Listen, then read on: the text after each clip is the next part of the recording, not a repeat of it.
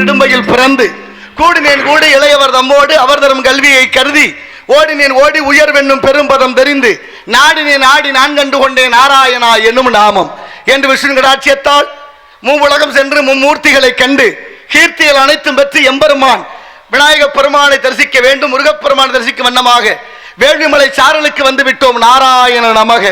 ஆகவே நம் கழகத்திற்கும் இந்த உலகத்திற்கும் கீர்த்தி அளிப்போர் விநாயக மூர்த்தி. அவருடைய பெருமை என்ன? 5 கரத்தினை, ஆணை முகத்தினை, இந்தின் இளம்பரை போல மயிற்றினை, நந்தி மகந்தனை, ஞான கொழுந்தனை புந்தியில் வைத்தடி போற்றுகின்றோம். மூசிக வாகன மோதகஸ்த சாமரகர்ண விளம்பித சூத்திர வாமனருவ மகேந்திர புத்திர விக்ன விநாயக பாத நமஸ்தே.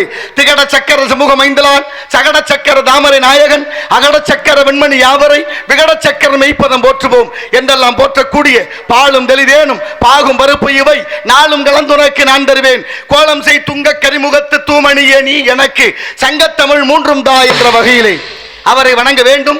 அற்புத கீர்த்தி வேண்டின், ஆனந்த வாழ்க்கை வேண்டின், நற்பொருள் குவிதல் வேண்டின், நலமலாம் பெருக வேண்டின், கற்பக மூர்த்தி தெய்வ களஞ்சியத்து இருக்கை சென்று பொற்பதம் அணிந்து பாரீர் பொய்யில்லை கண்ட உண்மை என்றார் சிறுகுடல் பட்டியார். அந்த வகையிலே விநாயகனை பணிய வேண்டும். இருந்தாலும் அம்பாள் குடிகொண்டிருக்கின்றார் சர்வம் சக்திமயம். அவளை பணிந்து பிறகு பணியை தொடருவோம் என்று. நவகிரக நாயகியே கருமாறி நலங்கள் யாவும் தருபவளே அருமாறி.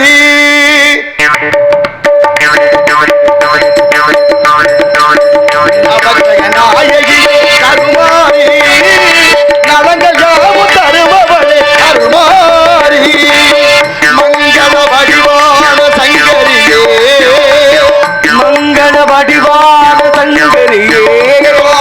சங்கரியே,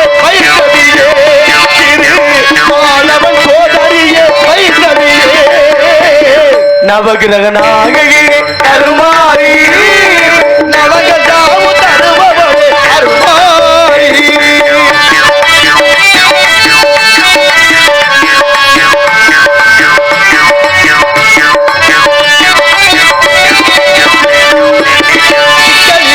கொடுத்த தாயே அந்த சீர்காழியில்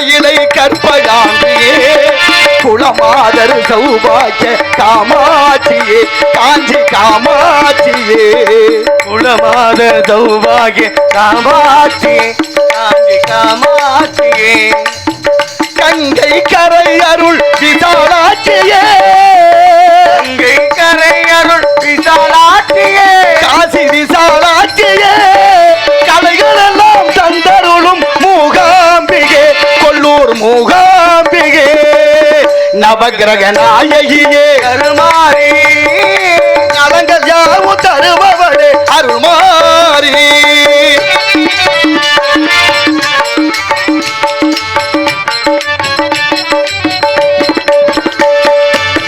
ஞான மழை பொழியும் கலைமகள் நீயே நல்லற செல்வம் தரும் அலைமகள் நீயே நல்லற செல்வம் தரும் அலைமகள் நீயே வேதம் புகழ் பாடும் மலைமகள் நீயே வேதம் புகழ் பாடும் மலைமகள் நீயே வெற்றியெல்லாம் தந்தருளும் வேலவன் தாயே நமக்கு வெற்றியெல்லாம் தந்தருளும் வேலவன் தாயே நவகிரக நாயகியே கருமாரி நலங்கள் யாவும் தருபவளே அருள்மாரி மங்கள வடிவான சங்கரியே மங்கள வடிவான சங்கரியே மாதவன் சோதரியே வைஷ்ணவியே திரு மாதவன் சோதரியே வைஷ்ணவியே நவகிரக நாயகியே அருள்மாரி நலங்கள் யாவும் தருபவளே அருள்மாரி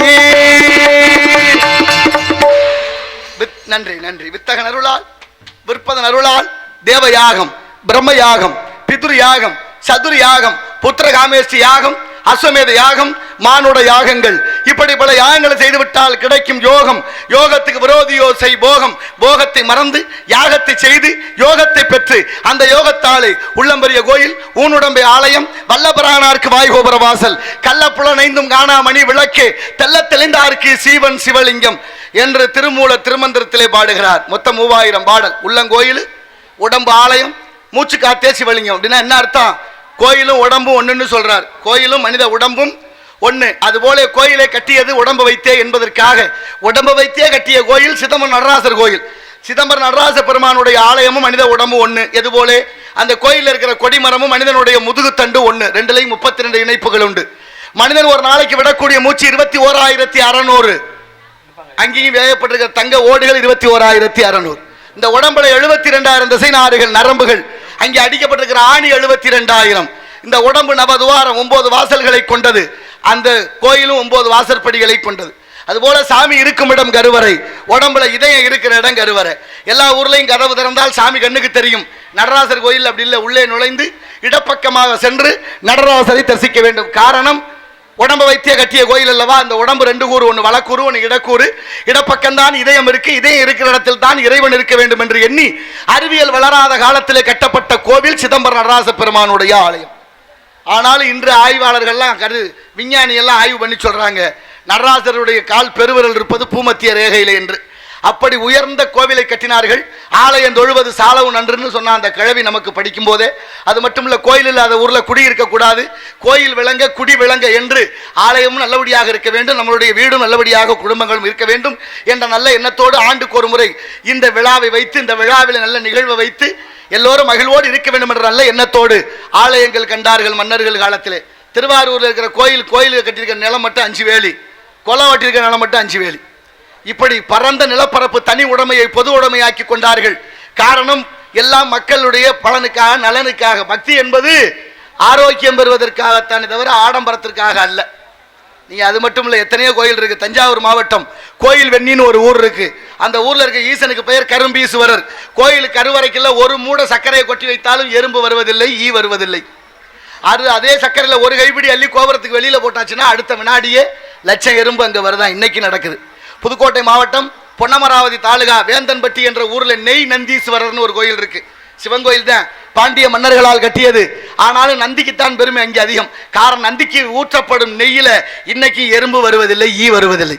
மீதம் இருக்கும் நெய்யை பக்கத்தில் இருக்கிற கிணத்தில் ஊற்றி கொண்டிருக்கிறார்கள். யார் வேணாலும் போய் பரிசோதித்து பார்க்கலாம், ஒரு ஈ எறும்பு அங்கு வருவதில்லை. ஆன்மீகம் ஏதோ உயர்ந்தது தானே, எவ்வளவு தத்துவத்தை நமக்கு சொல்லிக் கொடுக்குது. அது மட்டும் இல்லையே, இந்த பூமியில முதல் சிவஸ்தலம் எதுன்னா உத்தரகோச மங்கை மரகத நடராசர்.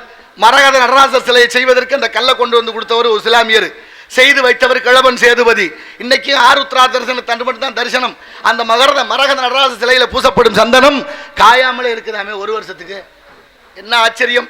இப்படி நிறைய இருக்கு. கரூர் மாவட்டம் குளித்தலை வட்டம் ஐயர் மலை கோபுரத்துக்கு மேல கருடு காக்கா பறப்பதில்லை, இன்றும் பறக்கிறதில்லை. காரணம் ஈசன் கொடுத்த சாபம். அது மட்டும் இல்ல, சிவன் கூட என்ன இன்னும் பாருங்க, பொற்றாமரைக்குறம் மதுரையில மீனாட்சி அம்மன் கோயில், சொக்கநாதர் கோயில், அந்த குளத்துல மீன் வளர்வதில்லை. இன்னும் சொல்ல போனா வைத்தீஸ்வரன் குளத்துல தவளையே வாழ்வதில்லை. அதுக்கெல்லாம் ஒரு காரணம் இருக்கு, எல்லாத்துக்கும் ஒரு காரணம் இருக்கு. இப்படி நிறைய அதிசயங்கள், ஒன்று ரெண்டா இந்த ஆயுசு பத்தாது இத்தனை நம் தெரிந்து கொள்வதற்கு. அதனால நல்ல பிறப்பை கொடுத்த இறைவன் நல்ல ஞானத்தையும் கொடுத்து நல்ல செவியை கொடுத்து இதையெல்லாம் கேட்டு உய்யுமாறு வைத்திருக்கிறார்கள் இலக்கியங்கள். யாரு படிக்கிறா, படிச்சாலும் கேட்க ஆள் இல்லை. இருந்தாலும் இந்த இடத்தின் சிறப்புகளை பார்க்கின்ற பொழுது அவ்வளவு அதி அற்புதமான விஷயம். சிவன் கோயில்னா சிவலிங்கம் இருக்கணும், நந்தி இருக்கணும், கொடிமரம் இருக்கணும், பலிபீடம் இருக்கணும். இது எதுவுமே இல்லாம ஒரு சிவன் கோயில் இருக்க. பாண்டிய நாட்டில் பிறந்த திருவாத ஊரார் என்று சொல்லக்கூடிய மாணிக்க வாசகரால் கட்டப்பட்ட எனது ஊர் அருகிலே திருவாசகம் பிறந்த ஊரான திருப்பெருந்துறை என்ற ஆவடையார் கோயில். அங்கே சிவலிங்கம் இல்லை, நந்தி இல்லை, கொடிமரம் இல்லை, பலிபீடம் இல்லை, அத்தனையும் இல்லை. சிவாலயம் மிக அதி அற்புதமான ஆலயம். அங்கேதான் திருவாசகம் பிறந்தது. கோவில் வீதியில போறபோதே சாமியை பார்க்கலாம். சாமியோட பேரு ஆத்மநாத சுவாமி, அம்பாளுக்கு பெயர் யோகாம்பாள். எங்க பகுதியில் நிறைய பேருக்கு யோகாம்பாள்னு பேர் வைப்பாங்க. அப்படின்னா ஒரு முறை போய் வாருங்க, நிறைய யோகம் உங்களுக்கு கிட்டும் என்ற நல்ல எண்ணத்தோடு இந்த இடத்தை பார்க்கின்ற பொழுது அழகான இடம். நாடுறவங்க அங்கே சிரிப்பவர்கள் சிரிக்கட்டும், அது ஆணவ சிரிப்பு. இங்கே நீ சிரிக்கும் சிரிப்போ ஆனந்த சிரிப்பு. நல்ல தீர்ப்பை உலகம் சொல்லும் நாள் வரும் போது அன்று சிரிப்பவர் யார், அழுபவர் யார். சிரிப்பவர்கள் சிரிக்கட்டும், அது ஆணவ சிரிப்பு. நீ சிரிக்கும் சிரிப்போ ஆனந்த சிரிப்பு. நல்ல தீர்ப்பை உலகம் சொல்லும் நாள் வரும் போது சிரிப்பது யார், அழுவது யார் தெரியும் அப்போது. அங்கே சிரிப்பவர்கள் சிரிக்கட்டும், அது ஆணவ சிரிப்பு, ஆணவ சிரிப்பு.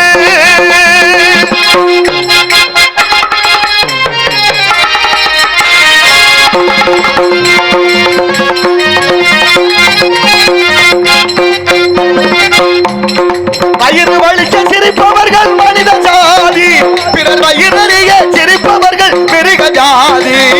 வயிறறிய சிரிப்பவர்கள் மிருக ஜாதி. மனிதன் என்னும் போர்வையில் மிருக வாழும் நாட்டிலே இது என்றும் நேர்மை என்றும் எழுதி வைத்தான் ஏட்டிலே, எழுதி வைத்தான் ஏட்டிலே. அங்கே சிரிப்பவர்கள் சிரிக்கட்டும், அது ஆணவ சிரிப்பு, ஆணவ சிரிப்பு.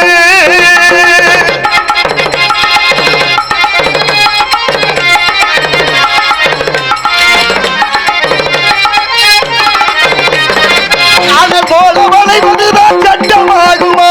அதை வளைப்பதற்கு வழக்கறிஞர் பட்ட வேணுமா? வளைப்பதற்கு வழக்கறிஞர் பட்ட வேண்டுமா? தரும தாயின் பிள்ளைகள் தாயின் கண்ணை மறைப்பதா? தரும தாயின் பிள்ளைகள் தாயின் கண்ணை மறைப்பதா? உண்மை தன்னை ஊமையாக்கி தலை குனிய வைப்பதா? தலைகுனிய வைப்பதா? அங்கே சிரிப்பவர்கள் சிரிக்கட்டும், அது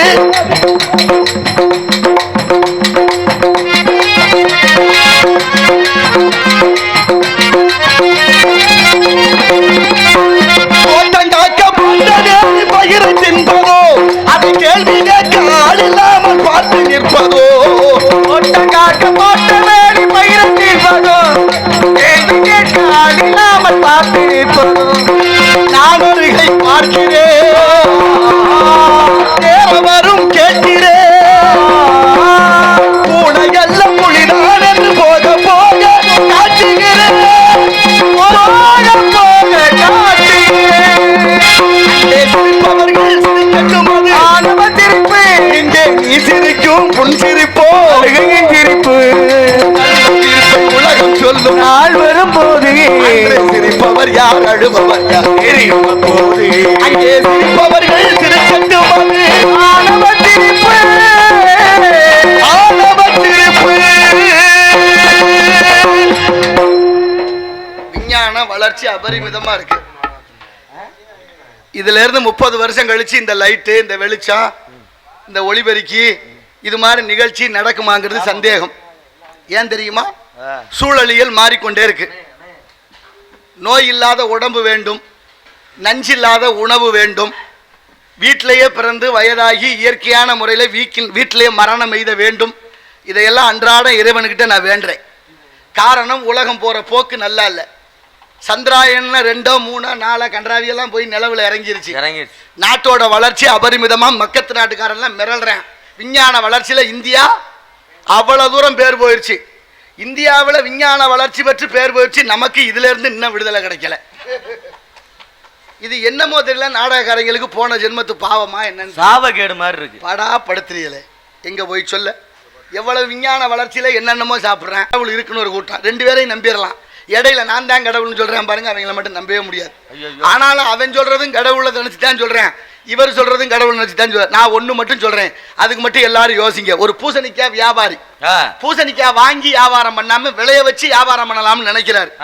உடனே பூசணி விதைகளை வாங்கி ஒரு தோட்டத்துல நட்டு பயிரிட்டாரு. பயிர் வளர்ந்துருச்சு. பூசணிக்காய் காய்க்கிற தருவாய் வந்துருச்சு, பிஞ்சு வந்துருச்சு.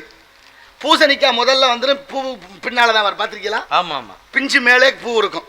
இப்ப பூசணி பிஞ்சா இருக்கும்போது அவருக்கு ஒரு யோசனை, பூசணிக்காய் பாதுகாப்பா வளர்த்து பார்க்கலாம்னு நினைக்கிறாரு. பூசணிக்காய் அளவுக்கு ஒரு பானையை செய்ய சொன்னார் குலாளர் வீட்டில், குயவனார் வீட்டில் ஒரு பானை. பூசணி பிஞ்சு எவ்வளவு இருக்கோ அந்த அளவுக்கு அந்த பானையினுடைய துவாரம் வாய் இருந்தது. இப்ப பூசணிக்காய் அளவுக்கு பானை பெருசு, வாய் சிறுசு. பூசணி பிஞ்சையே எடுத்து அந்த வாய்க்குள்ள விட்டு பானைக்குள்ள வச்சுட்டாரு பத்திரமா. இப்ப பிஞ்சு பூசணிக்காய் இந்த பானைக்குள்ள வளருது. பானை எவ்வளவு பெருசோ அந்த அளவுக்கு பூசணிக்காய் பெருத்துருச்சு. ஏற்கனவே விடும்போது சின்ன பிஞ்சா இருந்தது.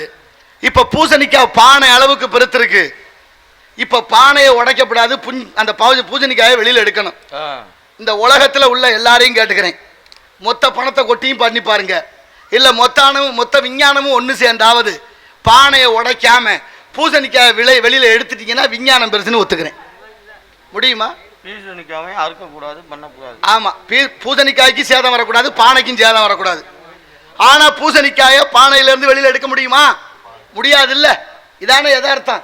ஒண்ணு பானையை உடைக்கணும், இல்லைன்னா காய வெட்ட முடியாது. பானையை உடைச்சாதான் காய வெட்ட முடியும். ஏன்னா பூசணிக்காய் அந்த குடத்துக்குள்ள இருக்கு, பானைக்குள்ள இருக்கு. அப்படின்னா எடுக்க முடியாதுங்கிறது யதார்த்த உண்மை. இதான் யதார்த்தம். ஆனாலும் பேசுறேன், கடவுள் என்ன பண்றான்னு. கடவுள் பண்றதை இப்ப நான் சொன்னேன். ஒவ்வொரு வினாடியும் இந்த வேலையை இறைவன் இந்த உலகத்தில் நிகழ்த்தி கொண்டிருக்கிறார். தெரியுமா உங்களுக்கு? 7200 மணி நேரம் கருவில் இருக்கிறோம். ஒவ்வொரு தாயோட கருவிலையும் ஒரு சிசு இருக்கிறது. 7200 மணி நேரம். அந்த 7200 மணி நேரமும் பிள்ளையை தூக்கி கொண்டு வயிற்றுல வச்சோம். சின்ன துளிதானே, பூசணிக்கா மாதிரி பெருத்ததே. தாய்க்கும் சேய்க்கும் பங்கம் இல்லாமல் இறைவன் நிகழ்த்தி கொண்டிருக்கிறானே, இந்த வேலையை விஞ்ஞானம் செய்ய முடியுமா? கண்ணு வைத்து, காது வைத்து, இதயம் வைத்து, அத்தனை வைத்து உங்க விஞ்ஞானத்துல எல்லாத்தையும் மாத்தலாம். கை போனா கை மாத்தலாம், காலு போனா காலு மாத்தலாம், இதயமே போனாலும் இன்னொருத்தர் இதயம் பொருத்தலாம். மூளை போயிருச்சுன்னா மாத்த முடியுமா? ஒரு ஆளோட ரேகை இன்னொருத்தருக்கு இருக்கா? இல்ல. அப்ப உலகத்துல எத்தனை கோடி மக்கள்? 800 கோடி பேர் மக்களுக்கும் 800 கோடி விதமான ரேகையை படைத்தானே. அவன் பெரியவனா, நம்ம பெரியாளா? அப்புறம் எதுக்கு நம்ம எல்லாம் வீண் ஜம்பம்? முடியாது தானே. யதார்த்தம் தானே ஜெயிக்கும். யதார்த்தை விட இப்படி தூக்கம் இப்படி வந்தா நம்ம என்ன செய்யறது? நான் இன்னைக்கு இங்க வந்திருக்கிறது இன்னைக்கு இல்லை. எங்க மரியாதைக்குரிய மறைந்த ராஜ நடிகர் காரைக்குடி சங்கத்தில் நானும் அவர் ஒரே நேரத்தில் வந்தோம். மறக்க முடியாத என் உயிர் சகோதரன் ஸ்ரீ தேவன் நானும் இந்த மேடையில் ஒரு தடவை வந்திருக்கேன். அதுக்கப்புறம் இன்னைக்கு தான் வர்றேன். மறக்க முடியாத ராஜ நடிகர் என்றால் நெருப்பு பறக்கும்.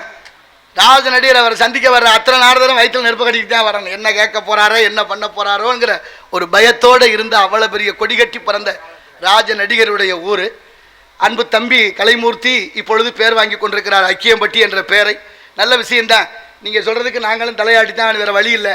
நாங்கள் இது ஒரு நாடகம் மட்டும், ஒரு ஊர் மட்டும் இல்லை. ஒவ்வொரு நாளும் ஒவ்வொரு ஊர் போகிறோம். எந்தெந்த ஊரில் எப்படி எப்படி ஒளிபெருக்கிக்குன்னு தெரியுது. இருந்தாலும் நீங்களாம் மனசு வச்சா நாங்கள் பேர் வாங்கலாம், இல்லைன்னா நாங்களும் பேசாமல் போகலாம். அவ்வளவுதான். இதுக்கு மேலே எங்களை என்ன சொல்ல சொல்றீங்க? அதுக்கு மேலே ஒன்றும் சொல்கிறதுக்கு இல்லை. நமக்கு என்னத்துக்குப்பா பெரிய இடத்து பொல்லாப்பு, அரமணை கோழி உடைக்க நம்ம அதெல்லாம் தாங்குமான்னு தெரியலை. இருந்தாலும் இந்த இடத்தை பார்க்கின்ற பொழுது மறைந்த ராஜ நடிகர் அன்பு சகோதரர் அவர்களுக்கும் அவருடைய ஆத்மா சாந்தி அடைய எல்லோரும் பிரார்த்திப்போம். நானும் பிரார்த்திக்கிறேன். ஒரு குடும்பத்தாருக்கு இறைவன் ஆறுதல் வழங்க வேண்டுகிறேன். ஒன்றை வைங்க. திருப்பதி மலை வாழும் வெங்கடேசா திருப்பதி மலை வாழும் வெங்கடேசா திருமகள் மனம் வாழும் ஸ்ரீனிவாசா ஏழு மலை வாசா திருப்பதி மலை வாழும் வெங்கடேசா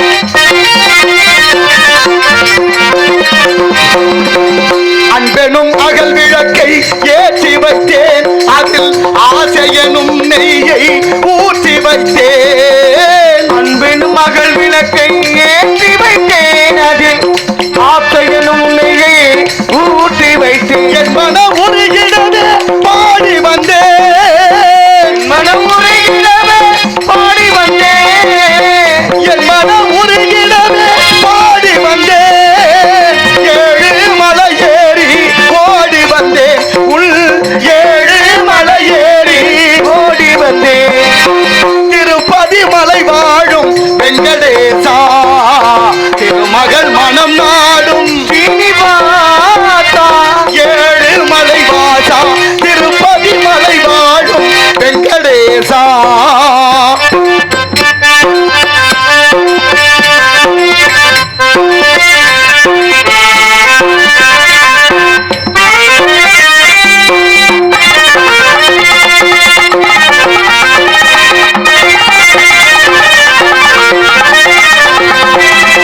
நினைத்ததை நடத்தி வைப்பாய் வைகுந்தா மறைத்ததை பறித்திடுவாய் கோவிந்தா நினைத்ததை நடத்தி வைப்பாய் வைகுண்டா மறந்ததை பறித்திடுவாய் கோவிந்தா உரைத்தது கீதையனும் தத்துவமே உரைத்தது கீதையனும் தத்துவமே உரைத்தது கீதையனும் தத்துவமே அதை உணர்ந்தவர் வாழ்ந்திடுவார் சத்தியமே அதை உணர்ந்தவர் வாழ்ந்திடுவார் சத்தியமே திருப்பதி மலை வாழும் வெங்கடேசா திருமகள் மனம் வாழும் ஸ்ரீனிவாசா ஏழு மலை வாசா திருப்பதி மலை வாழும் வெங்கடேசா வெங்கடேசா வெங்கடேசா.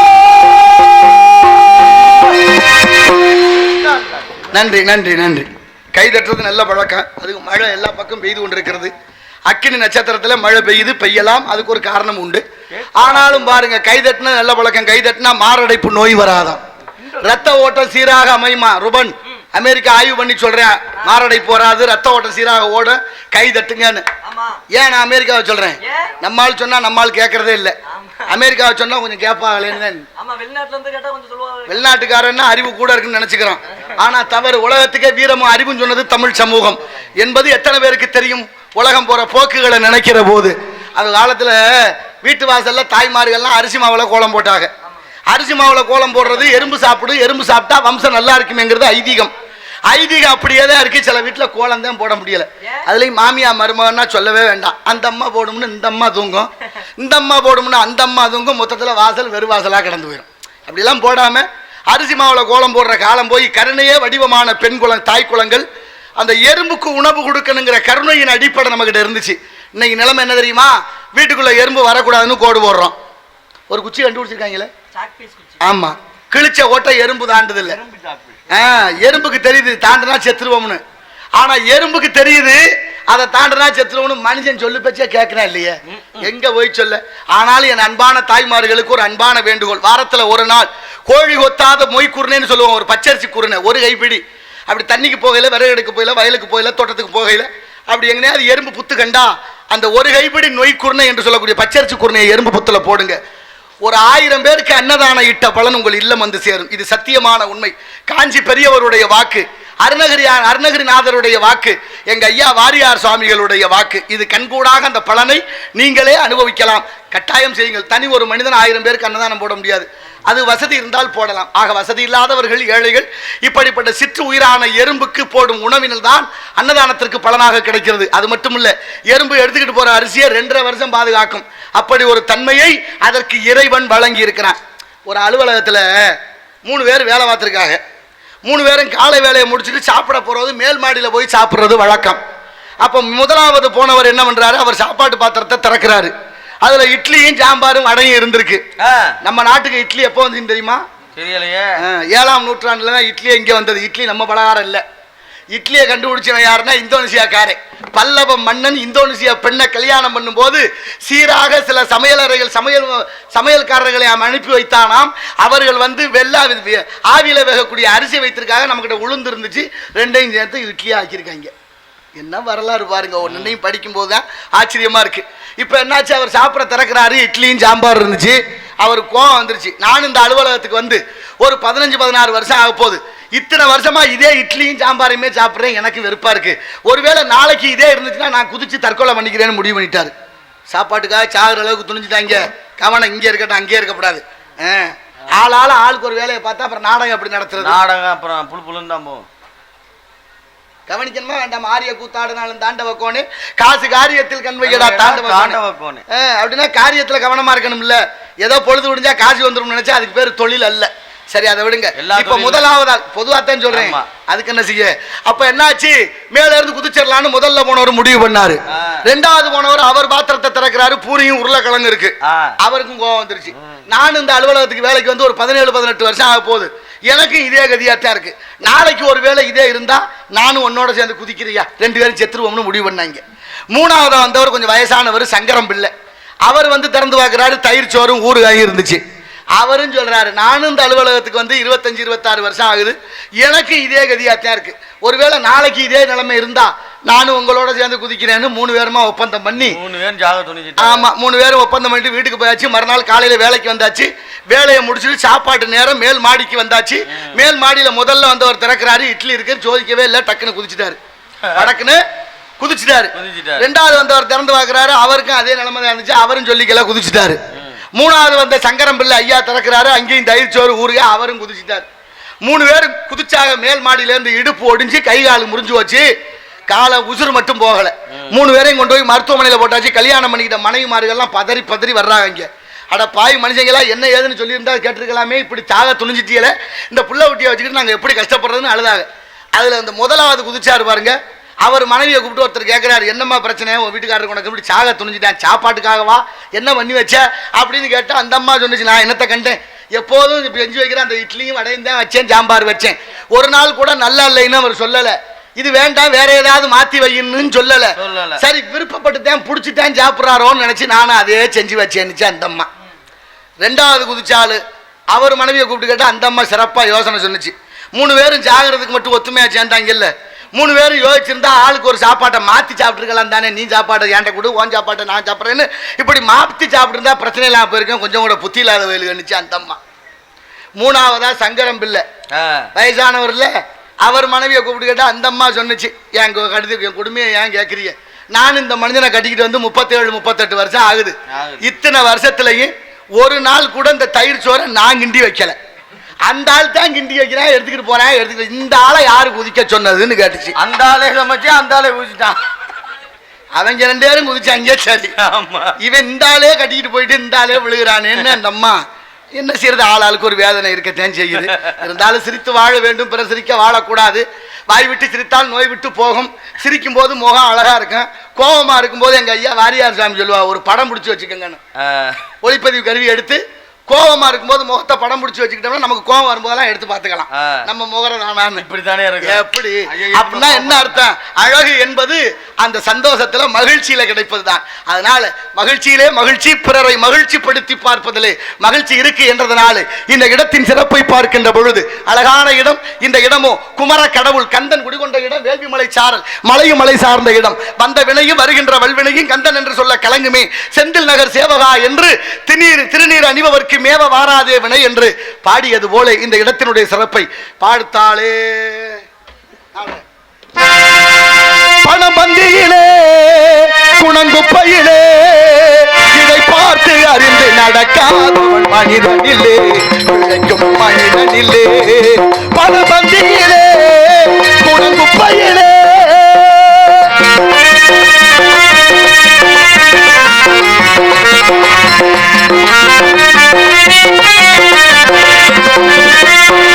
ஒண்ணும் தெரியாளானாலும் பணம் இருந்தாலே அவனை உயர்த்தி பேச மனிதர் கூட்டம் நாடு தப்பாதே.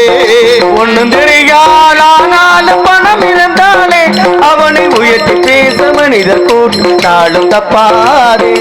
என்ன அறிவு இருந்துட்டாலும் பணம் இல்லாதாளே, என்ன அறிவு இருந்துட்டால் பணம் இல்லாதாலே எந்த நாளும் மனிதனாக மதிக்க மாட்டாதே. குப்பையிலே இதை பார்த்து அறிந்து நடக்காத மனிதனிலே பிழைக்கும் மனிதனிலே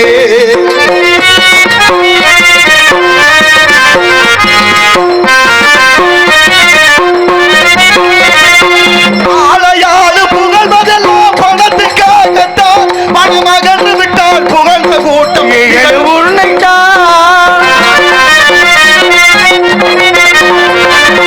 ஏழ்மை நிலை வந்தால் நேசர் யாரும் இல்லை நமக்கு. ஏழ்மை நிலை வந்தால் நேசர் யாரும் இல்லை.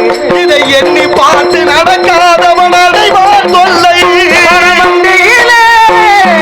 குப்பையிலே இதை பார்த்து அறிந்து நடக்காத மனிதனிலே பிழைக்கும் மனிதனிலே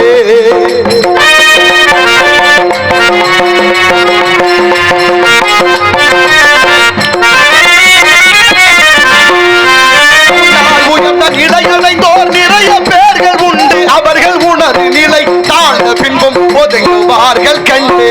உன்னால் அடைந்த நிலை அடைந்தோர் நிறைய பேர்கள் அவர்கள் உணர்வு நிலை தாழ்ந்த பின் ஒதுங்குவார்கள் கண்டு. மன்னாய் அவரை மதித்து நீயும் துணிவு மேற்கொண்டு. மன்னாய் அவரை மதித்து நீ துணிவு மேற்கொண்டு. முயன்று நீயும் பாடுபட்டால் வெற்றிய உண்டு. பணம் வந்திகளே குப்பையிலே இதை பார்த்து அறிந்து நடக்காதவன் மனிதனில்லே விளக்கும் மனிதனில்லே. பணம் பந்தியிலே குணமும் குப்பையிலே.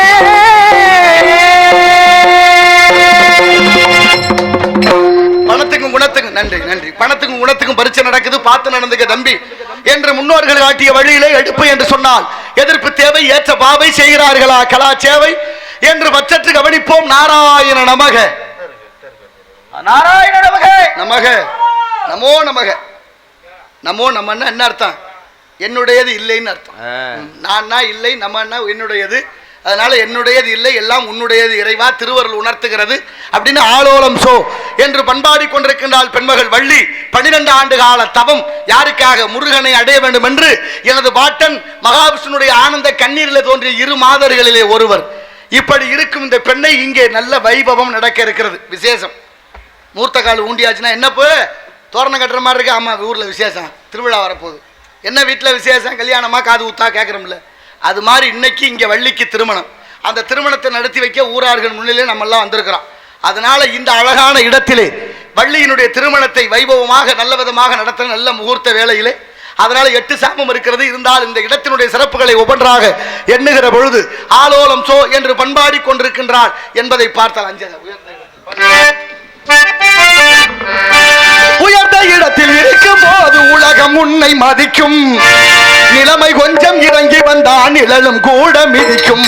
உயர்ந்த இடத்தில் இருக்கும் போது உலகம் உன்னை மதிக்கும்.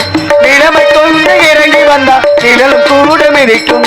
மதியாதார் தலைவாசல் மிதியாதே என்று மானமுள்ள மனிதனுக்கு அப்பை சொன்னது. அப்பை சொன்னது அதில் அர்த்தம் உள்ளது. பரமசிவன் கழுத்தில் இருந்து பாம்பு கேட்டது கருடா சௌக்கியமா யாபம் இருக்கும் இடத்தில் இருந்து கொண்டால் எல்லாம் சௌக்கியமே கருணல் சொன்னது. அதில் அர்த்தம் உள்ளது.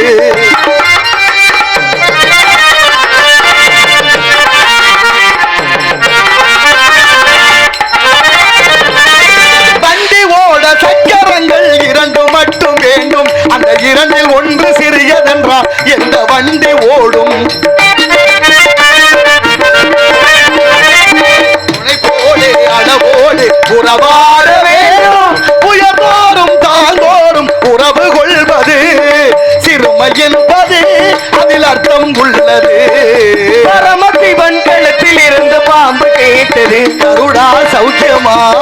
யாவும் இருக்கும் இடத்தில் இருந்து கொண்டால் எல்லாம் சௌக்கியமே கருடன் சொன்னது அதில் அர்த்தம் உள்ளது.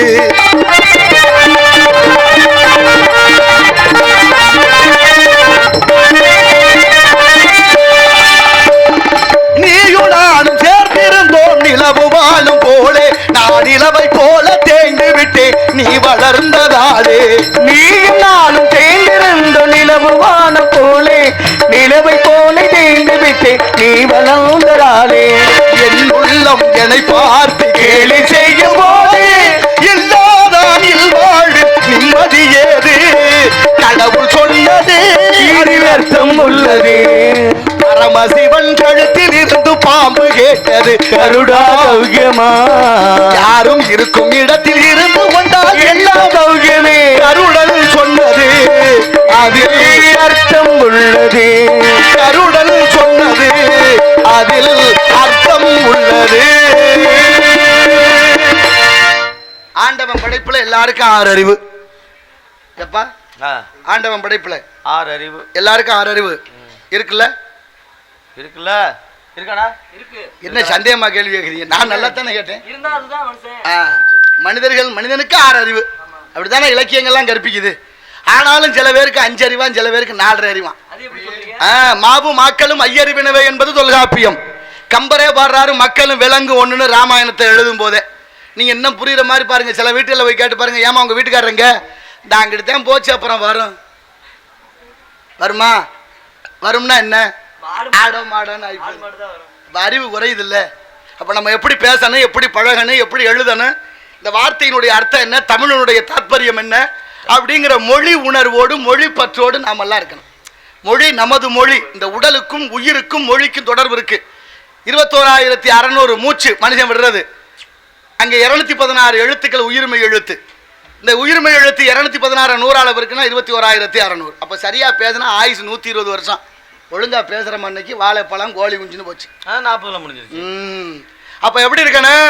அப்ப பாருங்க, ஆடு மாடு அட்டை அரணை பாம்பு பள்ளி ஒட்டகம் ஓன அத்தனை இந்த வடிவத்தில் வளர வைத்தான். மனிதன் ஒருவனைத்தான் மேல் நோக்கி வளர வைத்தான். அதனால இலக்கணம் உயர்திணை என்று பெயர் வைத்தது. உயர்தினா எதிர்ப்பதை என்ன சொல்லணும்? உயர்வுனா தாழ்வு. ஆனா தமிழன் தாழ்வுன்னு சொல்லல. ஒரு அறிவு குறைஞ்சதுனால விலங்குகளை தாழ்வான பிராணின்னு பேர் வைக்கல, அக்தினு பேர் வச்சேன். பாவக்காய் கசக்கும்னு எல்லாருக்கும் தெரியும். கசக்கிற காய்க்கு பாகற்காய்னு ஏன் பேர் வச்சேன்? கசப்பு காயின்னு தானே வச்சிருக்கானு. ஏன் பாகற்காய்னு பேர் வச்சேன்? கசக்கிற காய் கசக்குதுன்னு சொல்லிட்டு போக வேண்டியானு. அதுக்கு போய் பாகற்காய்னு ஒரு பேர் வைக்கணுமா? அப்படின்னா உயர்ந்த குணம், தமிழனுடைய மாண்பு அங்கே தெரிகிறது. என்ன அர்த்தம்? பாகுன்னா இனிப்பு, அற்றதுன்னா இல்லை, இனிப்பு இல்லாத காயின்னு சொல்லாம சொல்லி வைக்கிறேன். இதெல்லாம் பாகற்காய்ங்கிற பேருக்கு அவ்வளோ அர்த்தம். நீங்க ரொம்ப வேண்டாம். கஞ்சத்தனமா ஒருத்தர் இருக்காருன்னு வச்சுக்க, கருமையா செலவே பண்ணாம அவரை போய் என்ன அப்படி கஞ்சத்தனமா இருக்கேன்னா கோவம் வந்துடும். ஏன் இவ்வளவு கருமையா இருக்கேனாலும் கோவம் வரும். கொஞ்சம் பக்குவமா சொல்லி பாருங்க, என்ன தலைவரை ரொம்ப சிக்கனமா இருக்கிறீங்க இவ்வளவு இருக்கேன், கொஞ்சம் ஏதாவது கொடுக்கறது அப்படின்னா அவருக்கே மனசு வந்துடும். வார்த்தை ஒரு வார்த்தை வெல்லும், ஒரு வார்த்தை கொள்ளும். சொல்வாக்கும் செல்வாக்கும் தேவர்கள் திருவாக்கு, சொல்வாக்கு தவறு விட்டான் ஆரிய புண்ணாக்கு. ஆனா புண்ணாக்கு கூட பெருமை கொடுத்தான் காலமேகம். ஆசகவி, மதுரகவி, சித்தாரக்கவி, சிலடக்கவி பாடுவதில் வல்லவரான கவிகள் 4. அதைத்தான் பெருமையாக இந்த நாடும் உலகம் போற்றுகிறது. அப்பேற்பட்ட தமிழுக்கு தொண்டாற்றிய அவரை அனைவரையும் நினைக்கணும். நினைக்கிற போது நான் எல்லாம் பள்ளிக்கூடத்தில் படிக்கும்போது எங்க அப்பா வாத்தியார்ட்ட கொண்டு விடும்போது என்ன சொல்லி விட்டார் தெரியுமா? வாத்தியார் ஐயா, இந்த பைய வீட்டிலே சொல்லி பேச்சு கேட்குறான் இல்லை, வீட்டில் தங்குறான் இல்லை, சொல்லி பேச்சே கேட்குறேன். இன்னைக்கு விடாப்படியா கொண்டு வந்துட்டேன். அவன் தோலை உரிங்க, ஒழுங்கா சொல்லி கொடுங்க, படிக்க வைங்க. அவன் கண்ணை மட்டும் விட்டுருங்க, தோலெல்லாம் உரிச்சு எடுத்துருங்க. அப்படித்தான் சொல்லி விட்டார். ஞாபகம் வருது ஒவ்வொன்றையும் நினைக்கும் போது. நிறைய பேர் அந்த ஞாபகம் வரும் பெரியவங்களுக்கெல்லாம் படிக்க வச்சும்போது. அப்புறம் வாத்தியார் வீட்டு பாடம் எழுதாதவன் யாரா வரிசையில் வாங்கடான்னா மொத்தமாக நிற்போம். நம்மளே ஒரு குச்சி ஒடிச்சாரு சொல்லி அந்த குச்சியில் நம்மளே அடி வாங்கினோம். வாத்தியார் குச்சை ஓங்கும் போதே இப்படி இப்படி கையை இழுத்தம்ல, பின்னால் கொண்டு போய் கையை திரும்பல போட்டு வெளுத்துருவார்ல. இங்கெல்லாம் அடி வாங்கியிருக்கேன் பாருங்க. ஆனால் உண்மையிலேயே அதை நினச்சி பார்க்குறேன். வாத்தியார்கள்லாம் நம்மளை அடிச்சு நம்மெல்லாம் போய் காவல்துறையில் புகார் பண்ணியிருந்தா எந்த வாத்தியாராவது ஊருக்குள்ள நடமாட முடியுமா? சரி, ஒரு வாத்தியார் கூட நம்மளை அடிக்காம அப்படியே நம்ம போக்கில் விட்டுருந்தாங்கன்னா நம்ம இந்த நிலைமைக்கு வந்திருப்போமா? நம்ம நடமாட முடியுமா? சோழி சுத்தம். அப்ப ரெண்டுக்கும் ஒரு ஒற்றுமை இருந்திருக்குல்ல வாத்தியார்களுக்கு நமக்கு. இன்னைக்கு வாத்தியார் நிலைமை என்ன தெரியுமில்ல? பள்ளிக்கூடத்தில் கொண்டே பிள்ளைய விடும்போதே அவங்க அப்பா சொல்றாரு, வாத்தியாரையா இந்த பயலை பார்த்துங்க, ஏதுக்கு நீங்க கொஞ்சம் கவனமா இருந்துங்க, பய ஒரு மாதிரியான ஆளு, நாளைக்கு என்னைய குறை சொல்லிடப்படாதுன்னு சொல்லிட்டு விட்டுட்டு வராங்க. அப்புறம் எங்கிட்ட வாத்தியாருங்க எப்படி கட்டி போட முடியாம தான் உங்க கொண்டாந்து விடுறேன் பாத்துக்கங்க அப்படி சொல்ற மாதிரி. நீங்க ஒரு வாத்தியார் வேலையே இல்லாம இருந்திருக்காரு. வீட்டில் மனைவி தொந்தரவு தாங்க முடியல. என்னையா வாத்தியாருக்கு படித்தேன், சம்பளம் இல்லாமல் ஒன்றும் இல்லாமல் வீட்டிலே வெட்டியாக உட்காந்துருக்கிறேன், போய் ஏதாவது வேறு வேலையாவது பார்த்து சம்பாரிச்சிட்டு வான்னு இந்த அம்மா ரொம்ப துன்பப்படுத்தியிருக்கு. அந்த ஐயா வாத்தியார் மெதுவாக நடந்து போயிட்டே இருந்திருக்காரு. ஒரு இடத்துல மாடு கட்டி கிடந்திருக்கு. கட்டி கிடந்த மாட்டுக்கிட்ட ஒரு பதாகை வச்சிருந்திருக்கா, விளம்பர பதாகை. மாட்டை சிரிக்க வைக்கணும், அழுக வைக்கணும், அத்துக்கிட்டு ஓட வைக்கணும், 1 லட்சம் ரூபா பரிசு. எப்படி போட்டி? அது எப்படி மாட்டை சிரிக்க வைக்கணும், அப்புறம் அழுக வைக்கணும், அதை அத்துக்கிட்டு ஓட வைக்கணும். அப்படின்னா 1 லட்சம் ரூபா பரிசு. இவர் போய் ஏதோ மாட்டுக்கிட்ட பேசியிருக்காரு, அது சிரிச்சிருக்கு, அப்புறம் பார்த்தா அழுதுருக்கு, அப்புறம் அத்துக்கிட்டு ஓடி இருக்கு, 1 லட்சம் ரூபா பரிசு வாங்கிட்டார். 1 லட்சம் ரூபா பரிசு வாங்கிட்டு வீட்டுக்கு வந்தா அந்த அம்மாவுக்கு சந்தேகம், என்னையா உத்தரவாய்க்கு பிரயோஜனம் இல்லாம இருந்தா இப்போ 1 லட்சம் ரூபாயோட வந்திருக்கேன், எப்படியா என்னையா ஏதாவது வேலை பார்த்து முடியா, என்னையா நல்லா இருப்பா, உண்மையை சொல்லியான்னு அந்த அம்மா கேட்குது. இல்லம்மா, போன இடத்துல ஒரு மாடு கட்டி கிடந்துச்சாங்கன்னு ஒரு போட்டி வச்சுருந்தாங்க, அந்த போட்டியில் கலந்துக்கிட்டேன், அதில் வெற்றி பெற்றுட்டேன். என்ன போட்டி? மாட்டை சிரிக்க சொல்லணும், சிரிக்க வைக்கணும்னு எழுதியிருந்துச்சு. அப்புறம் மாடு அழுகணும்னுச்சு, அழுக வைக்கணும்னாங்க, அப்புறம் அத்துக்கிட்டு ஓட வைக்கணும்னாங்க. ஆமாம், சிரிக்க வைக்க என்ன சொன்னேன்? மாடு காதில் மெதுவாக போய் சொன்னேன், நான் தான் வாத்தியார் அப்படின்னு. நீ எல்லாம் வாத்தியாராங்கிற மாதிரி நக்கலாக சிரிச்சிச்சு. இப்படிதான். அப்புறம் மாட்டுக்கிட்ட போய் என் கஷ்டத்தை பூரா சொன்னேன், நீ படித்து வைக்கிற பாட்டெல்லாம் அதுக்கிட்ட சொன்னேன், ஓன்னு என்னோட சேர்ந்து அதுங்க அழுதுச்சு. அப்புறம் அதுக்கு மேலே என்னத்தை நீ வேணா என் வேலை வாத்தியார் வேலைக்கு வர்றியான்னு கேட்டேன். போதும்டா ஜாமீனா அத்துக்கிட்டு ஓடிடுச்சுன்னாரான். நிலைமை எப்படி போயிடுச்சுல, கேலி கூத்தாகி போச்சுல இன்னைக்கு நிலைமை. எங்கே போய்கிட்டு இருக்க நம்ம நாடு, என்ன நடந்து கொண்டிருக்கிறது? நாளைய சமுதாயத்தை பண்படுத்த வேண்டிய ஆசிரியர் பிறந்தகைகள் எல்லாம் நிலைமை எப்படி ஆயிடுச்சு? ஆசிரியர்கள்னா என்ன அர்த்தம்?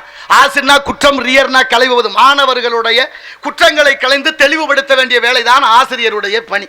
அப்பேற்பட்ட உயர்ந்த பணி. அதனால தான் ஆசிரியர் பெருந்தகை என்று சொல்றோம். ஆனால் நிலைமை அப்படியா இருக்கு. நம்ம எல்லாம் படிக்கும்போது ஒரு பாடம் இருந்துச்சுல பள்ளிக்கூடத்தில், பாட்டி வடை சுட்டாங்க. ஒரு கிழவி வடை சுடுவா, கிழவிக்கு தெரியாம ஒரு காக்கா ஓடியாந்து வடையை தூக்கிட்டு ஓடி போயிடும். அது போய் மரத்து மேல வச்சிருக்கோம், அங்கே ஒரு நரி வரும், காக்காயை பார்த்து சொல்ல, நீ ரொம்ப அழகா இருக்கிற, உன் குரல் ரொம்ப இனிமையா இருக்குன்னு எல்லாரும் பேசிக்கிறாங்க, நானும் கேட்கிறேன் ஒரு பாட்டு பாடுன்னு நரி சொல்லும். காக்காயும் அதை கேட்டு நரி உண்மையிலேயே பாட்டு கேட்க பிடிக்கும் போல இருக்கு நினைச்சு ஆண் வாய புழக்க வடை கீழே விழுக நரி தூக்கிட்டு ஓடி போயிடும். அதைத்தானே படிச்சோம், அதனால அதைத்தானே நம்ம படிச்சோம். அப்படி படிச்சதனுடைய விளைவு என்ன சொல்லி கொடுத்துருக்காங்க நமக்கு? பாட்டியை ஏமாத்த காக்கைக்கு சொல்லி கொடுத்து, காக்கையை ஏமாத்த நரிக்கு சொல்லி கொடுத்து, மொத்தத்துல இந்த பாடத்தை படிச்சுட்டு நாட்டுல ஒருத்தன் ஏமாத்திக்கிட்டே தர்றாங்க. ஒருத்தனும் உண்மையா இல்ல, மனுஷன் சாப்பிடுறான்டா தம்பி பயலே, மாறுவதப்போ தீர்வதப்போ நம்ம கவலைன்னு பட்டுக்கோட்டையாருடைய பாடல் வரிகள் ஞாபகத்துக்கு வருது. இதே கதை சைனாவில் இருக்கு, சீன தேசத்துல. அவனும் வச்சிருக்கேன் சின்ன பிள்ளைகளுக்கு பாடம் 1வது 2வதுல. பிஞ்சு மனசுல நல்லதை விதைக்கணும், நஞ்சு விதைக்காம பசுமரத்தாணி போல பதியும். பாடத்துல அங்கேயும் பாட்டி வடை சொல்றா. நான் என்ன செய்ய ஐயா, நீங்க வேற பேசிக்கிட்டே சத்தம் கொடுக்காதீங்க, விடுங்க, போதும் இருக்கிறது போதும், அதை வச்சு சிறப்பா செய்வோம், உள்ளதை வச்சு நல்லது பண்ணலாங்கிற முடிவு.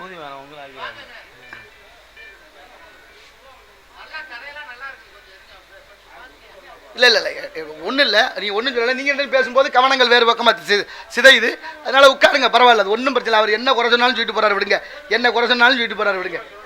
அதனால் ஒன்றும் இல்லை, என்ன செய்கிறது? அப்போ சீனாவில் பள்ளிக்கூடத்தில் அந்த பாட்டி வடை சுட்ட கதையை வச்சிருக்காங்க. பாட்டி வடை சுடுறா, அங்கேயும் ஒரு காக்கா வருது.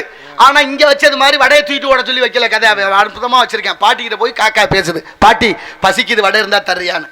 ஆனா பசிச்சா கேட்கலாம்னு சொல்லி கொடுக்குறான் சின்ன பிள்ளைகளுக்கு. பாட்டி சொல்றா, உன் பசி எனக்கு புரியுது, ஆனா அடுப்பு பற்ற வைக்க முடியல, மழை பெஞ்சு வச்சு விறகு பூரா நனைஞ்சு வச்சு, நானும் ரொம்ப நேரமா அடுப்பு பற்ற வைக்கிறேன், முடியலைன்னு கிளவி சொன்னா. உடனே காக்கா சொல்லுது, கவலைப்படாத பாட்டி, உனக்கு ஈரம் இல்லாத குச்சி கொண்டாந்துறேன், விறகு கொண்டாந்துறேன்னு தான் தங்கி இருக்கிற கூட்டுல இருந்து அந்த குச்சியை பிரிச்சு கொண்டாந்து கொடுக்குது, விறகு கொடுக்குது, உழைக்க சொல்லி கொடுக்குறேன். இப்போ உழைச்சாச்சு, உழைப்புக்கு தந்த ஊதியம் வேணுமே. காக்காவும் சத்தமா கடிச்சு, பாட்டி விறகு கொடுத்தல வடையை கொடுன்னுச்சு. பாட்டியும் மெதுவா வடையை சுட்டு ஒண்ணு கொடுத்தா, வாங்கிட்டு போய் மரத்து மேல உட்கார்ந்துச்சு. சோதனைக்குனால அங்க ஒரு நரி வருது. ஆனா அந்த காக்கா ஏமாறல. ஏன்னா அது இந்தியா காக்கா, குறிப்பா தமிழ்நாட்டு காக்கான்னா வாய பொழந்திருக்கும். அது சைனா காக்கா. வடையை காலுக்குள்ள வச்சுக்கிட்டு கா கா கா என்று கத்தியது. மொத்த காகம் ஒன்று கூடி நரியை அடித்து துரத்தியதாக பாடம் முடிவடைகிறது. அது பாடமா இது பாடமா? எப்படி நம்ம வீட்டு பிள்ளைகள் மாணவர்கள் சரியாக இருப்பார்கள்? சிந்தித்து பாருங்கள் பெரியோர்களே. பாடத்திட்டங்கள் எப்படி இருக்குன்னு பாருங்க. பகுத்துண்டு பள்ளியூர் ஓம்புதல் நூலோர் தொகுத்தவற்றுள் எல்லாம் தலை என்ற திருக்குறள் சொல்லிட்டு மதிய உணவு சாப்பிட்ட மத்தியான சோறு. இன்னைக்கு பள்ளிக்கூடத்தில் அது படிக்கிறாங்களா பிள்ளையெல்லாம்? இன்னைக்கு இருக்காது. ஏன் இல்லைன்னு நம்ம யாராவது கேட்டோமா? ஏன் எடுத்தோம்னா அது அவங்க சொன்னாங்களா? அவங்களும் சொல்லலை, நம்மளும் கேட்கல, எதை வேணாலும் வைக்கிறான் பாட புத்தகத்தில். இன்னைக்கு தெரியுமா உங்களுக்கு? சீட்டாடுவது எப்படின்னு ஒரு பாட புத்தகம் வந்துருச்சு. பாட புத்தகத்தில் சீட்டாடுவது எப்படின்னு மாணவர்கள் கத்துக்கிற சொல்லி பாட புத்தகத்துல வச்சாச்சு. இன்னும் சொல்ல போனா அடுத்தடுத்து சாராயம் காய்ச்சறது எப்படின்னு வந்தாலும் வரும். நமக்கு என்னத்துக்கு பெரிய இடத்து போடலாம். அரமனை கோழி முட்டை அம்மிக்கல்ல உடைக்கும். நம்ம அதெல்லாம் தாங்குமான்னு தெரியல. 5 வயசுல புள்ள அப்பன் பேச்ச கேட்கல. 5 வயசுல புள்ள சொல்றேன் எங்க அப்பா தங்கமான பேரு, எங்க அப்பா மாதிரி அப்பாவை பார்க்க முடியாதுங்கிறேன்.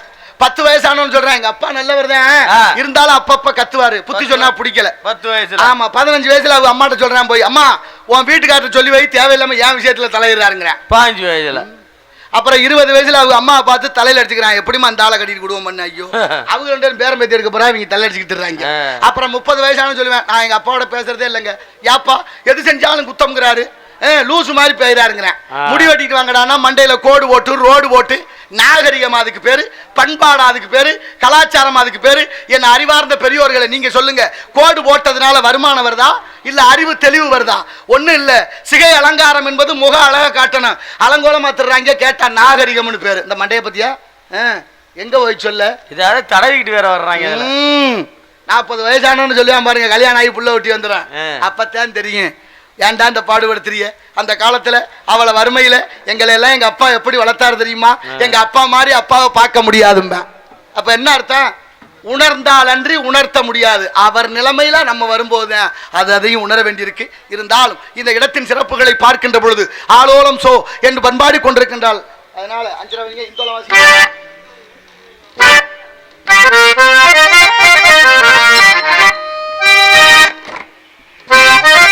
ஆனந்த தேங்காற்று தாளாட்டுதே, அழைப்பாயுதே, மனம் ஏங்குதே, ஆசை காதலிலே. ஆனந்த தேங்காற்று தாளாட்டுதே, அழைப்பாயுதே, மனம் ஏங்குதே, ஆசை காதலிலே. ஆனந்த தேங்காற்று தாளாட்டுதே.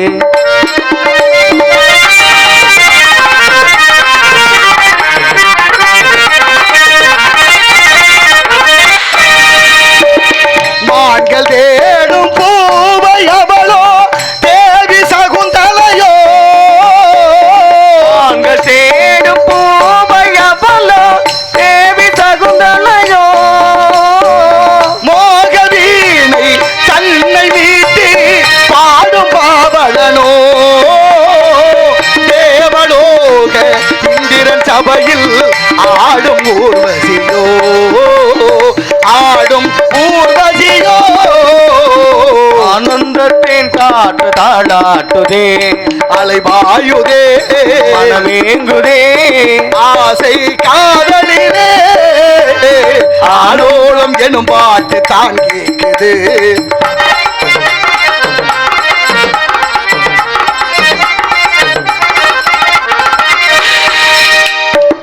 மார்பில் சூடும் சந்தன மலர்வாள் மங்கை அவள் வரவோ, மார்பில் சூடும் சந்தன மலர்வாள் மங்கை அவள் வரவோ. போதை ஊட்டும் திராட்சை ரசமோ தேகம் பூச்சரமோ, பார்வையாலே காதல் நோயை தீர்க்கும் மந்திரமோ, தீர்க்கும் மந்திரமோ. ஆனந்தத்தேன் காற்று தாளாட்டுதே, அலைபாயுதே, மனமேங்குதே, ஆசை காதலிலே. ஆலோலம் எனும் பாட்டு தான் கேட்குதே.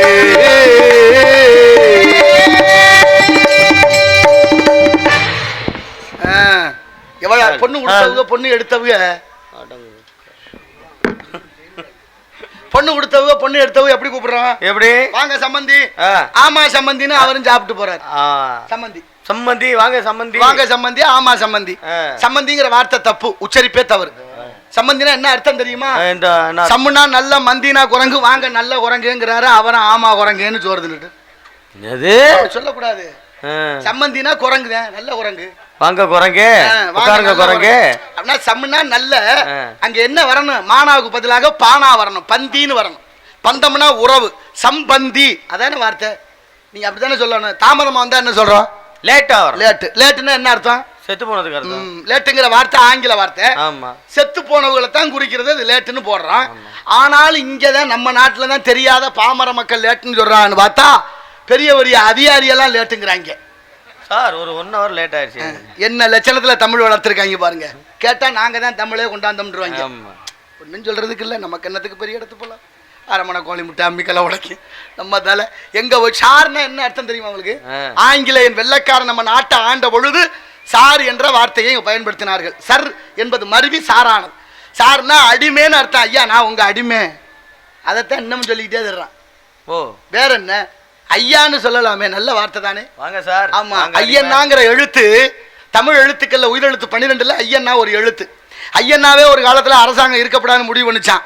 எங்க ஐயா வாரியார் சுவாமியும் கீபா ஜெகநாத ஐயரும் போராடி ஐயன்னா மிக நுட்பமான எழுத்து. ஒரு எழுத்து இல்லை, அதுக்குள்ள 3 எழுத்து இருக்கு. அகர இகர யகர சம்மேளனம். ஐ என்பது கடவுள். ஐயன்னா கடவுள்னு அர்த்தம். அதனாலதான் குறியே குறியாது குறித்தறிய தனிவேல் ஐ குறிக்கும்னு அருணகிரியார் வர்றார். இன்னைக்கு சாமியே ஐ சரணம் ஐயப்பான்னு சொல்றான், ஐயான்னு சொல்றான். ஐயோட அப்பா சேர்த்தா ஐயப்பா, ஐயோட ஆர்விகுதி பெற்றால் ஐயனார். அப்படிங்கிற ஐ என்ற எழுத்துக்கு அவ்வளவு மகத்துவம் உண்டுன்னு தடுத்து நிறுத்தி வச்சது இந்த தமிழை. எத்தனை பேருக்கு தெரியும்? இன்னைக்கு தமிழ்ல படிக்கிறோமா? பாடத்திட்டமே தமிழ்ல இல்லாம போச்சே. எங்க போய் சொல்ல? இங்க என்ன தெரியுமா? உளவியல் நோய். ஏத்த வீட்டுக்கார கொஞ்சம் வசதியா வீட்டு வாசல்ல வந்து வண்டி பிள்ளைகளை சீருடையோடு ஏற்றும் போது இந்த அம்மாவுக்கு வயிறு கலக்கிறது. நம்மோட பிள்ளையும் இந்த மாதிரி ஏற்றி விட்டா தேவையா? அவன் படாத வாட வட்டிக்கு வாங்கி அதை மாதிரி படிக்க வைக்கணுங்கிற உளவியல் நோய் தான் நமக்கு. இக்கரைக்கு அக்கறை பச்சை, கொஞ்சம் அக்கறையோட இருந்தா இக்கரையும் பச்சை. நம்ம நாட்டு தேசிய கீதத்தை எழுதியவர் ரவீந்திரநாத் தாகூர். அவர் லண்டன் போற போது 5 வயது பள்ளிக்கூடம் 5 வயசு பிள்ளைகள் படிக்கிற பள்ளிக்கூடத்தில் போய் ஒரு கேள்வி வைக்கிறாரு. மாணவர்களே, என் சட்டப்பையில் ஒரு பேனா இருக்கு, 5 ரூபாய்க்கு வாங்கினேன், 10 ரூபாய்க்கு வித்தா என்ன கிடைக்கும்னு கேட்டாரு. மாணவர்கள் ஒத்துமையா நம்ம எல்லாம் சொல்லியிருப்போம் 5 ரூபாய் லாபம்னு. 5 ரூபாய் லாபம். ஆமா, நமக்கு அப்படித்தான் சொல்லி கொடுத்தாங்க, நம்ம அப்படித்தான் படிச்சோம். ஆனா அவர்கள் அப்படி சொல்லல. அத்தனை மாணவர்களும் பெரியவரே 5 ரூபாய்க்கு வாங்கின பேனா 10 ரூபாய்க்கு வித்தீங்கன்னா எங்க நாட்டுல உங்களுக்கு 6 மாதம் சிறை தண்டனை என்று. அது பாடமா இது பாடமா? என்னத்த பாடம் வச்சிருக்காங்க? ஒன்னும் சொல்ற மாதிரி இல்ல, நிலைமை போற போக்கு. அதனால அத்தனையும் கேள்விக்குறியாகவே ஆகி கொண்டிருக்கிறது. இருந்தாலும் ஒவ்வொரு விஷயமாக சொல்லணும். யாதும் ஊரே யாவரும் கேளீர், தீதும் நன்றும் பிறதர வாரா என்று. தமிழ நாட்டிலையும் தமிழ் இல்ல, தமிழ நாக்கிலையும் தமிழ் இல்ல, தமிழ வீட்டிலையும் தமிழ் இல்ல. யார் வீட்டுல தமிழ்ல பேர் இருக்கா? என்னமோ அங்கிட்டு ஒரு பஞ்சாயத்து நடக்குது. அதனால வீட்டில் யார் வீட்டில் பேர் இருக்கான்னு பாருங்க. யாசிகா, அபர்ணா, பிருத்திகா, தர்ஷினி, மகிஷா, சர்மா, குருமா, வருமா அப்படின்னு பேர் வைக்கிறோம். குருமான்னு வைப்போம். குருமா அது என்ன? குருமானா குழம்பு இது இல்ல. அப்படிதான் ஒரு பேர் எல்லாத்துக்கும் வைக்கிறது இல்லையா? நீங்க பிள்ளைய தூக்கிட்டு இன்னொருத்தர் பேர் வைக்க போனா அவர் பார்த்துட்டு சொல்லுவார் குருமானு வை, யோகம் வரும்பார். நடக்கும்ல? ஆமா, நம்ம நம்புவோம்ல. அவர் சொன்ன 77 ஆண்டு காலமா நம்பித்தானையா வாழ்ந்துகிட்டு இருக்கிறாங்க. யாரையாவது நம்பாம விட்டுருக்கிறோமா? எவன் சொன்னாலும் நம்பித்தான் இந்த கதையில வந்து நிக்குது. பிள்ளைய நம்ம பத்துப்பட்டு இன்னொருத்தனை பேர் வைக்க சொன்னா அவன் எது வேணாலும் வைப்பேன். அப்ப என்ன அர்த்தம்? யாசகம்னா என்ன? பிச்சை. யாசிகான்னா பிச்சைக்காரின்னு அர்த்தம். மகிஷான்னா என்ன? எரும மாடுன்னு அர்த்தம். தர்ஷினா என்ன? அமாவாசைன்னு அர்த்தம். வெறும் தர்ஷினி வைக்கிறதுல பிரிய தர்ஷினின்னு பேர் வைக்கிறது. பிரியமான இருட்டுன்னு அர்த்தம். ஸ்வேதான்னா வெள்ளையம்மாள், அபர்ணான்னா அம்மனமானவன் அர்த்தம். பேருகள்லாம் எப்படி இருக்கு சமஸ்கிருதத்துல? ஏன் தமிழ்ல பேர் வச்சா கஜடதபரம் எங்கன எரள வள்ளல வல்லினம் மெல்லின இடையினம் இனத்திலே ஒரு எழுத்து சேர்த்து தமிழ் தமிழடியாக பிறந்தது. யாமறிந்த மொழிகளிலே தமிழ் மொழி போல் இனிதாவது எங்கும் காணோம் என்றார் எட்டயபுரத்து முண்டாசி கவிஞன் மீசை கவிஞன் பாரதி. பாத்தியலா? ஜெர்மன்ல ஒரு 10 நாளைக்கு முன்னால 100 கோடி ரூபாய்க்கு தமிழ் ஆராய்ச்சி கழகம் தோற்றுவிக்கப்பட்டுள்ளது. மழை பெய்கிறது இந்த நேரத்தில். நல்லா சிந்திச்சு பாருங்க பெரியோர்களே. விழுப்புரம் மாவட்டம் அரசாங்க நெல் கொள்முதல் நிலையம் டிஎன்பிசி வாங்கி வச்ச நெல்லு மூட 6000 நெல்லு மூட தண்ணிக்கிழ மிதக்குது. 6000 நெல்லு மூட தண்ணிக்கிழ மிதக்குது, முளைக்க போகுது. பாலா போன சாராயத்துக்கு பாதுகாப்பு பலப்படுத்தப்பட்டுள்ளது. எவ்வளவு பெரிய பெருமை! இந்த நாட்டோட மகிமை. சங்கம் வைத்து தமிழ் வளர்த்த மதுரை என்பது. சங்கம் வைத்து தமிழ் வளர்த்த மதுரையில பெண்களுக்கு தனியா சாராய கடன் திறந்தாச்சு. எவ்வளவு பெரிய பெருமை! இந்த நாட்டோட கிடைச்ச பெரிய மகுடம் சூட்டன். இதெல்லாம் நினைச்சு நம்ம கிணத்துக்கு பெரிய இடத்து போல. ஆமா, அதனால இப்படி எல்லாம் உலகம் போற போக்கு. நாளைய தலைமுறை பண்பட்டவர்களாக ஆக வேண்டும் என்றால் நமக்கு வாழ்வு எப்ப வேணாலும் முடியலாம். இறப்பு ஒன்றுதான் இறைவன் ரகசியமாக வைத்திருக்கிறான். எப்ப வரும், எப்படி வரும், ஏன் வரும்னு யாராலையும் சொல்ல முடியாது. ஆனாலும் நாளைய தலைமுறை இந்த பூமியிலே வாழ்வதற்கு வழி இருக்கா என்பதை தயவு செய்து சிந்தித்து பாருங்க. உப்பு கூட உப்பா இல்லை, ரொம்ப வேண்டாம். டயாலிசின்னு ஒரு மருத்துவ முறை வந்துருச்சு. டயாலிசின்னு ஒரு மருத்துவ முறை வந்துருச்சுல்ல? அந்த மருத்துவ முறைக்கு பேர் என்ன? டயாபெட்டிஸ்ன்னு சொல்லப்படுது தனியா அதுக்கு. ஏன்னா உப்பு கூடிச்சுன்னா உடம்பு கட்டுறது, சிறுநீரகம் கெடுது. சிறுநீரகம்னா என்னப்பா தம்பி? ரூமன் அதுக்கு தான் இங்க கவனிக்கணுங்கிறது. சிக்கிக்கிட்டீங்களா? அப்பா சிறுநீரகம்னா கிட்னி. அது அது ஏன் கெடுது? அப்ப உப்பு கூடுறதுனாலதான் கெடுது. உப்பு கூடி போச்சுன்னா உடல் உறுப்புகள் கெட ஆரம்பிச்சிடும். அதான் உண்மை, யதார்த்தம் அதுதான். ஒரு நேரம் உப்பு வண்டியா கடற்கரையில இருந்து மாட்டு வண்டியில ஒண்ணாந்து உப்பு வித்தாங்க. அப்போவெல்லாம் யாருக்கும் எந்த நோயும் இல்லை. இன்னைக்கு சொல்ல முடியாத நோயெல்லாம் வந்துகிட்டே இருக்கு. காரணம், அந்த உப்பை பெரிய சந்தைப்படுத்தி அதை வியாபாரி கொண்டு போய் அதை பெரிய வணிகப்படுத்தி அதை சுத்தப்படுத்துறதுக்காக ரசாயனத்தை ஊற்றி அதை வெள்ளையாக்கி அதை தூளாக்கி ஆங்கிலத்தில் சால்ட்னு பேர் வச்சு நைஸ் உப்புன்னு விற்கிது கடை வெளியா. நைஸ் உப்புன்னு வாங்கி சாப்பிட்ற உப்பு தான் நமக்கு அத்தனை பிரச்சனைக்கும் காரணம். அந்த உப்புல என்ன கலந்துருக்கு தெரியுமா? அயோடின் என்ற வேதிப்பொருள். அந்த அயோடின் என்ற வேதிப்பொருள் தான் பெண்களுக்கு தைராய்டு நோய், கர்ப்பப்பை புற்றுநோய். ஒன்று தெரியுமா? 100% பெண்களுக்கு ஒரு பக்கம் மார்பகம் இல்லை, புற்றுநோயின் காரணம்.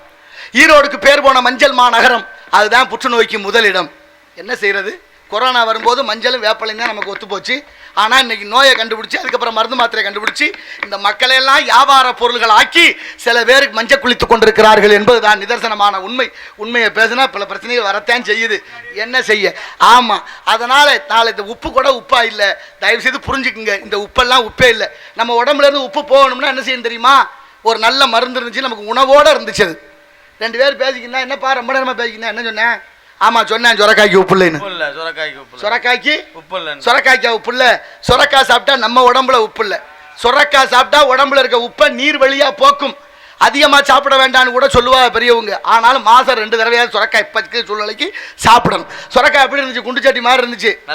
ஆமா, உருண்டையா. இன்னைக்கு சொரக்காய் புடலங்காய் மாதிரி வந்துருச்சு. அது ஏன்னா நீண்டு போச்சு அப்படின்னா அத்தனையும் கெட்டு போச்சுன்னு அர்த்தம். அத்தனையும் மரபணு மாற்றி விட்டார்கள்.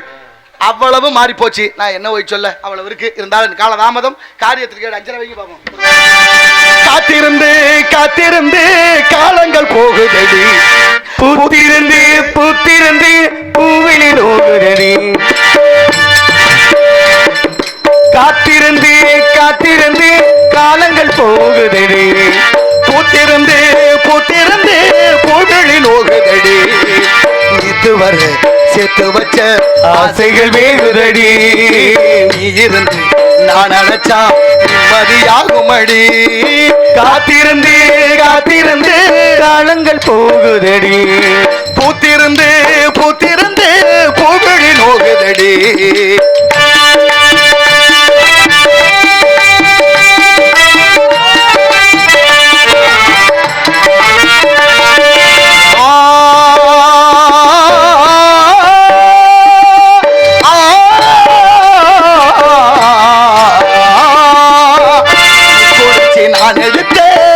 முத்துச்சிப்பி நீதானே, முத்தெடுத்து நெஞ்சுக்குள்ளே பத்திரமா வச்சேனே. வச்சது இப்ப காணாம நானே தேடுறேன். ராத்திரியில் தூங்காம ராகம் பாடுறேன். நான் படிக்கும் மோகனமே, படிக்க சீரனமே, தேன் படிச்ச பாத்திரமே, படிச்ச பூச்சரமே. கண்டது என்னாச்சு? காரணம் கண்டாச்சு. காத்திருந்து காத்திருந்து காலங்கள் போகுதடி, பூத்திருந்து பூத்திருந்து பூவிழி நோகுதடி. பாடா படுத்தும் தானா கருப்பா, வந்திரு நீயும் இறங்கி வந்திரு, வந்திரு வந்திரு தானா வந்திரு, வந்திரு இல்லனா வந்திரு. பாட்டு படிப்பே உடுக்க எடுப்பேன் தத்தாவோட வந்திடு வந்திடு வந்திடு வந்திடு.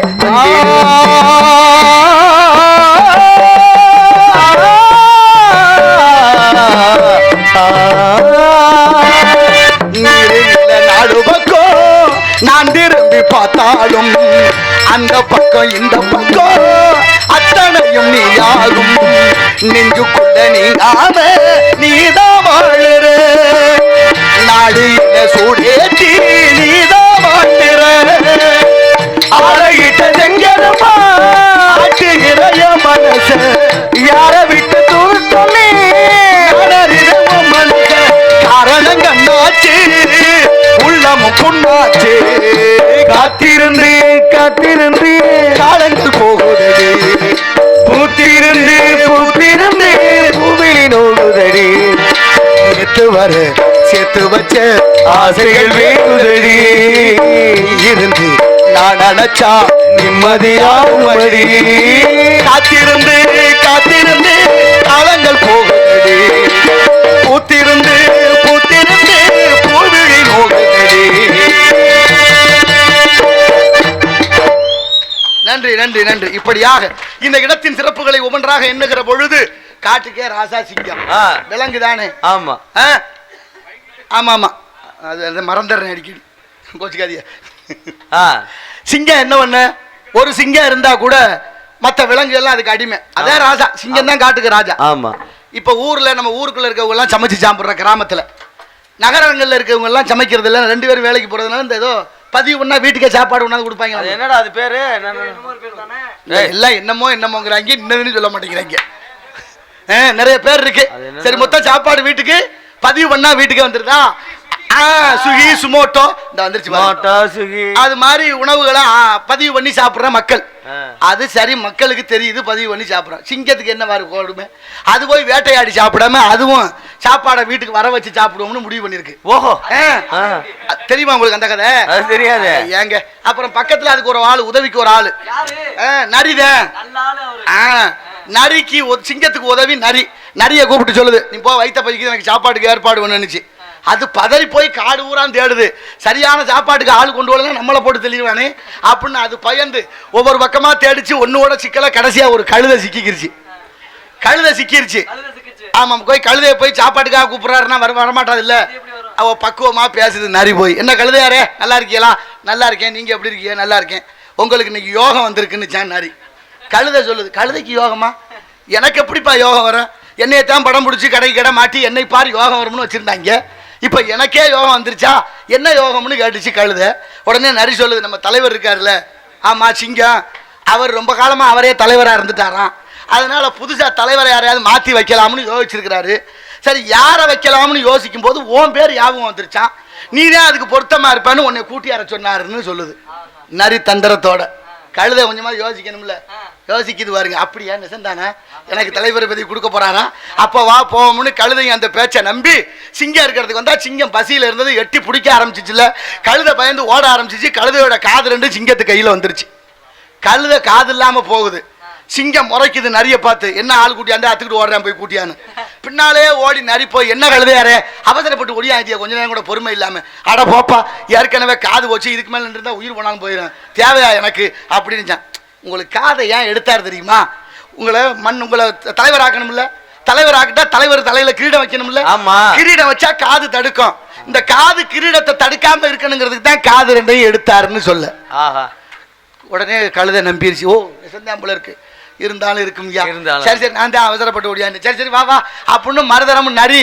கழுதை 2 வருது. நரி பேச்ச நம்பி வருது கழுதை. 2வது ஏற்கனவே கடுப்புல இருந்த சிங்கம் மருதரம் தாவி பிடிக்க போகுது.